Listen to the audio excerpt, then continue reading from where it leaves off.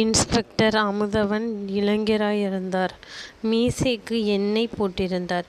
முகத்தில் பிரகாசம் இருந்தது. பரத்தின் கையை மென்மையாகப் பற்றிக் குலுக்கினார்.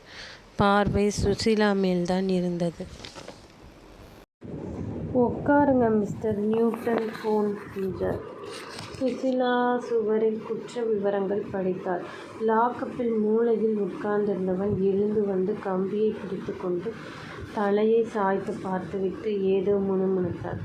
இரும்பு வளையங்கள் டீ கிளாஸ்களாக தொங்கவிட்டு எடுத்து வந்த பையனை அமுதவன் அருகில் அழைத்து, இங்கே 3 கிளாஸ் வச்சுட்டு போ என்றார்.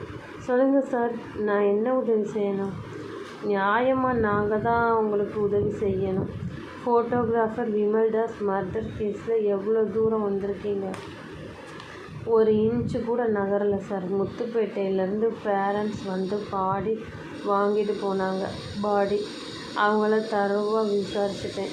தன் பையனுக்கு பகையே இல்லைன்னாங்க. விமல்தாஸ் ஸ்டுடியோ இருக்கிறது பஜாரில். கொலை நடந்தது காலையில் 8 மணி சுமாருக்கு. பஜாரில் 9 மணிக்கு மேல் தான் எல்லா கடைகளும் திறப்பாங்க. அதனால் கொலை நடந்த சமயம் எல்லா கடைகளும் மூடி இருந்துச்சு. கொலைகாரன் வந்ததையோ போனதையோ யாரும் பார்க்கல. அப்புறம் ஸ்டுடியோவில் 2 பசங்க அவருக்கு உதவியாக வேலை பார்க்குறாங்க. அவங்கள சக்கையாக விசாரிச்சுட்டேன். ஒரு மோட்டிவ் வேணாமா? அது புரியலை. ஒரு விதமான லீடும் கிடைக்கல. ஸ்டுடியோவோட இன்னைக்கு ஒரு ரூம் தான் விமல்தாஸ் தங்கியிருந்தார். அந்த ரூம்லேருந்து டெலிஃபோன் நம்பர்ஸ் குறித்து வச்ச ஒரு சின்ன புக்கும், தன்னோட நண்பர்கள் கஸ்டமர்கள் விலாசங்கள் குறித்த ஒரு அட்ரஸ் புக்கும் கைப்பற்றினேன். அதில் உள்ளவங்களை எல்லாம் விசாரிச்சுட்டேன். பிரயோஜனமாக ஒரு தகவலும் இல்லை. ஐசி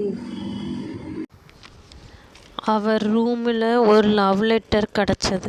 சிந்துஜான்னு ஒரு பொண்ணு விமல்தாஸுக்கு உருகி உருகி எழுதியிருக்கு. யார் அந்த சிந்துஜான்னு இன்னும் கண்டுபிடிக்க முடியலை. லெட்டரில் அட்ரஸ் எதுவும் இல்லை. மிஸ்டர் அமுதவன், உங்ககிட்ட சில உண்மைகளை சொல்ல விரும்புகிறேன். இந்த கொலைக்கு கண்ணால் நேரடியாக பார்த்த சாட்சி இருக்குது. மை குட்னஸ், யார் அது?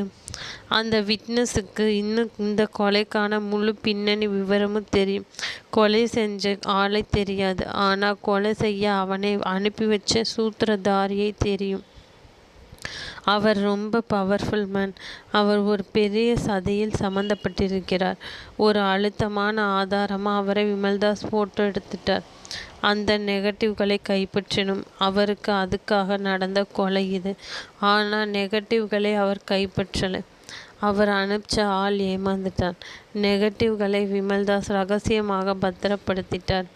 அதை கண்டுபிடிச்ச அந்த விட்னஸ் எங்கே வேணும்னாலும் வந்து முழு விவரமும் சொல்கிறதா என்கிட்ட ப்ராமிஸ் பண்ணியிருக்காங்க.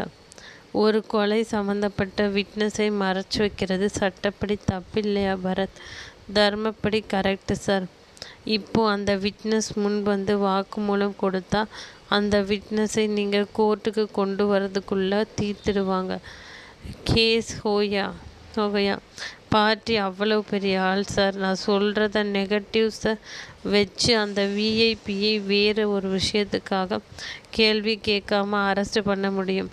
தடா சட்டம் கை கொடுக்கும். அவரை உள்ளே தள்ளினப்புறம் மர்டர் கேஸும் சார்ஜ் பண்ணுங்க, சுலபம். அடுத்து அமுதவன் தன் தாடையை தேய்த்து கொண்டு யோசித்தார். என் ஃப்ரெண்டு ஒரு தமிழ் படத்துக்கு போயிட்டு வந்தான்.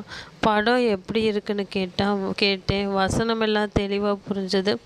ஆனால் கதை தான் புரியலைன்னு சொன்னான்.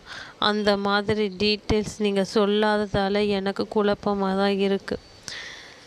எனக்கே உங்களுக்கு என்ன உதவி செய்யணுங்கிறீங்க? இந்த மர்டர் கேஸில் இது வரைக்கும் நீங்கள் விசாரித்த நபர்களோட